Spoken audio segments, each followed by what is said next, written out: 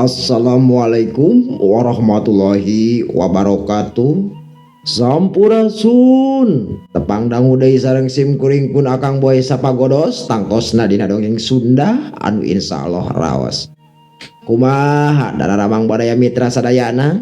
Mugia sadayana aya dina ginanjar kawilujengan. Amin ya Allah ya robbal alamin. Ngalajeng dina hanca nu katunda tangtosna dina lalakon si Jalu teureus CEO bagian ka-8 baraya mitra. Alhamdulillah ye konten ngadongeng teh tos hiber ka Bogor, ka Sukabumi, ka Bandung, Ciwidey, ka Ciamis nya, ka Tasik, Teras, ka Sabudeureun Pangandaran. Alhamdulillah itunya. Pokoknya kabaraya mitra nging hilap di komen, di like, sareng di subscribe nya channel dongeng Sunda Kang Oboy supados Kang Oboy teh langkung semangat dina ngadamel konten ngadongeng teh. Ayo prung baraya mitra sapados tadi lele cuang gaskeun prung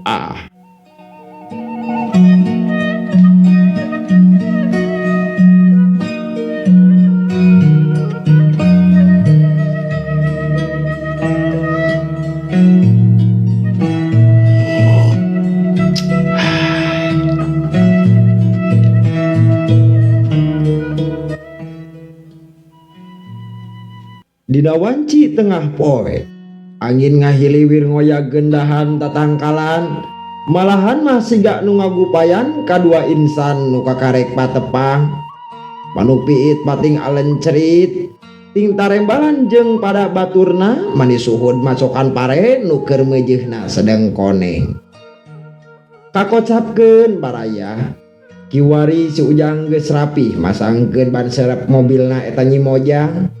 Ari si Nyi Mojang diuk dinu ieu bari panonna mah terus melongkeun si Ujang anu keur ngadangdanan ban mobilna.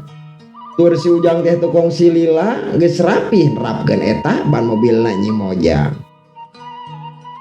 Punten Den, ieu teh parantos rengse. Kitu ceuk si Ujang ngomongna nu kangan Nyi Mojang. Ari si Nyi Mojang ngan saukur olohok ngembang kado ningali si Ujang anu kiwari geus rapih masangkeun ban mobilna. Si Ujang tumanya deui ka eta Nyi Mojang. Punten Den. Leungeun si Ujang rada ngagupai ka hareupeunana eta Nyi Mojang. Atuh Nyi Mojang tangtung ngorejat. Kulan kan? Ieu parantos rengse Den. Oh, muhun kan? Hatur nuhun. Iya, aya saalit kanggo akang. Nyi Mojang ngodok pesak calanana ku siwal duit 50.000 diasongkeun ka si Ujang.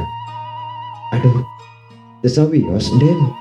Abdi mah ngabantos kalayan kaikhlasan. Wios sok kanggo Den wae. Kitu ceuk si Ujang nolakana eta duit. Kitu atuh Kang. Nyai oge ikhlas masihan ka akang teh. Gitu jeung kitu si Ujang nampik kana pamerena eta Nyi Mojang. Aduh, hatur nuhun pisan atuh Kang. Parantos mantosan jisim abdi. Hapunten abdi teh ieu bade ngabujeng enggalnya Kang. Oh, mohon mangga Den. Wilujeng mugia salamat dugi ka tujuan. Nuhun Kang, hatur nuhun. Nyi Mojang guragiru asup kana mobilna, inyanan laksonan samemeh nuluykeun lalampahanana. Nyi Mojang ngagupai ka si Ujang tuluy ditembalan ku unggeuk sirahna. Kiwari wanci tunggang gunung panon poe anu gumebiar ngadak-ngadak leungit. Langit anu bengras ngadak-ngadak angkeb, angin ngahiliwir ngoyagkeun tatangkalan, nandakeun dina eta wanci arek turun hujan. Danya pisan si Ujang nyokot kandutanana paratah mimiti hujan turun. Inyana guragiru neangan saung pikeun nyuhan. Seor hujan ngalobaan. Cilencang ngaguludag mimiti datang. Si Ujang buru-buru lumpat tapi inyana geus kaburu buci saawak-awak. Kapalang kagok si Ujang ngalawunan dina leumpangna sakapeung mah bari ulah ilik neangan saung pikeun ngiuhan. Kabeneran baraya si Ujang manggih saung anu rada reyod di hatepan ku Welit Jarami. Hareupeunana aya ti hul paranti ngadurukan anu boga eta saung. Si Ujang Yuhan tur boga maksud ngarareb sapeting di eta tempatan. Barang ti kitu baraya mitra si Ujang gura-giru neangan paneker, tapi naas paneker hiji-hijina teh kabaseuhan. Gancang si Ujang neangan awi di kolongan salu, kabeneran aya awi garing jeung suluh rencek sejena.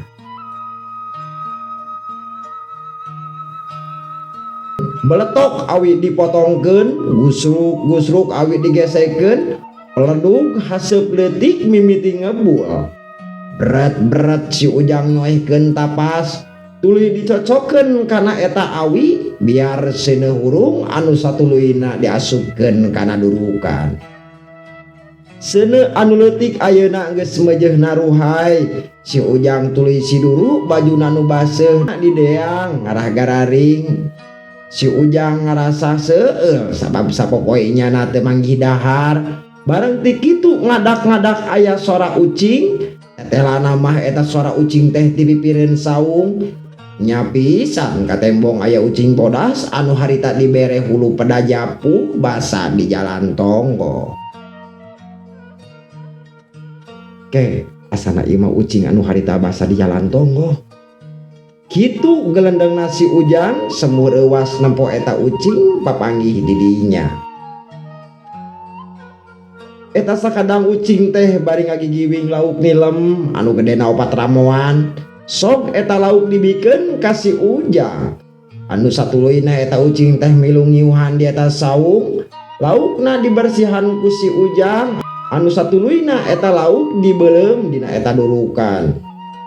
Ari sakadang ucing gulusa kilisi kana suku si Ujang siga anu geus mang tahun-tahun babarengan.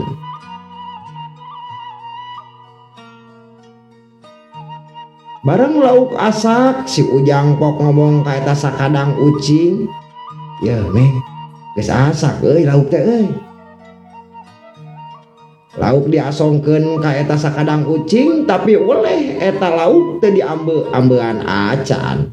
Malahan mah digeserkeun deui ku sirahna ka hareupeunana si Ujang. Si Ujang tangtu ngarti kana eta pamaksudanana yen eta lauk teh pikeun manehanana.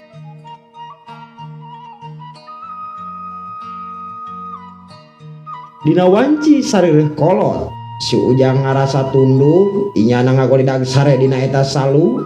Ari ucing bodas baraya mitra ngaringkuk ti heula.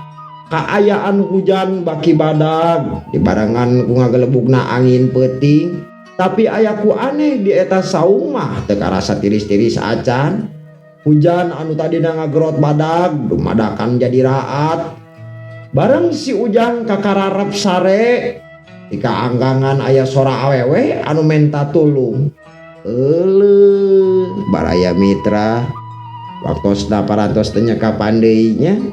Mohon ke cuang dilajeng di dina bagian salapannya si Jalu tereh Cio tah aya nu jadi misteri nya ucing bodas teh naon aslina teh kitu nya. Saha kitu aslina teh siluman tawa ucing asli tawa naonnya masih keneh misteri gitu. Pokoknya mah tetap pantau dongeng dinangke bagian kasalapan. Inghila pokoknya mah di komen, di like, sareng di subscribe ieu dongeng Sunda Akang Oboy. Sakitu nu kapihatur saninten buah saninten dicanda kaparapatan hapunten Kang Oboy hapunten bilih aya kelepatan sareng kaluputan cag hatur nuhun.